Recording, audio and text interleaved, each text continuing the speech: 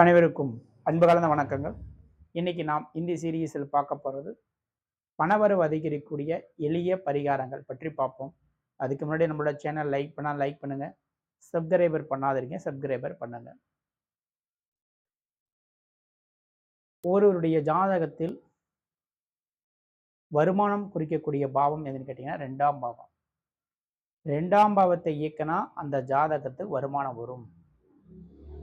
2ஆம் பாவகாதிபதி எந்த பாவத்தில் இருக்கிறாரோ அந்த பாவத்தை நாம் இயக்க வேண்டும். அந்த பாவத்தினுடைய உண்டான கிரகம் எதுவோ அந்த கிரகத்தையும் உண்டான தானியத்தை நாம் தானம் தர்மம் செய்யும் பொழுது கண்டிப்பாக அந்த பாவம் இயங்கி அந்த ஜாதகருக்கு பண வரவு அதிகரிக்கும். இப்போ ஒருவர் சிம்ம லக்னத்தில் பிறந்திருக்கிறார். 2ஆம் பாவாதிபதி யாருன்னா புதன். அந்த புதன் லக்னத்துக்கு 7ல் அமர்ந்திருக்கிறார் என்றால் 7ஆம் பாவத்தை இயக்க வேண்டும். அப்போ 7ஆம் பாவத்தை குறிக்கக்கூடிய காரகத்துவனா திருமணம். அப்போ அந்த ஜாதகர் திருமண நிகழ்வு அடிக்கடி கலந்து கொள்ள வேண்டும். அப்போ கலந்து கொள்ளும் போது அந்த 2ஆம் பாவம் இயங்கும். அப்போ 7ஆம் பாவத்தின் என்ன அதிபதி கிரக அதிபதி வராரோ அந்த அதிபதியோட தானியத்தை நீங்க தானமா கொடுக்க வேண்டும்.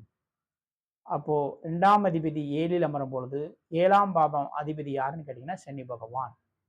அப்போ சனி பகவானுடைய எள்ளு தானம் அடிக்கடி செய்யும் பொழுது அந்த ஜாதகருக்கு பணவரவு அதிகரிக்கும். குறிப்பா சனி பகவானா சனிக்கிழமை நாள் சனி ஹோரையில தானம் கொடுக்க வேண்டும். சனினா ஊனமுற்றோர். இப்போ ஊனமுற்றோர்களுக்கு எள்ளு மிட்டாய் வாங்கி தானம் கொடுக்கும் பொழுது கண்டிப்பா அந்த ஜாதகருக்கு வருமானம் அதிகரிக்கும். ஒவ்வொரு ஜாதகர் எந்த லக்னத்தில் பிறந்திருக்கிறார், லக்னத்துக்கு 2ஆம் பாவகாதிபதி எங்கு இருக்கிறார் என்று பார்த்து அந்த பாவத்தை இயக்குங்க. கண்டிப்பா அந்த ஜாதகருக்கு பணவரவு அதிகரிக்கும். அதே மாதிரி அந்த பாவத்துடைய அந்த வீட்டின் அதிபதி என்ன கிரகம் வருதோ அதோடைய தானியத்தை நீங்க தானமாக கொடுக்கும் பொழுது கண்டிப்பா உங்களுக்கு பணவரவு அதிகரிக்கும். சரிங்களா?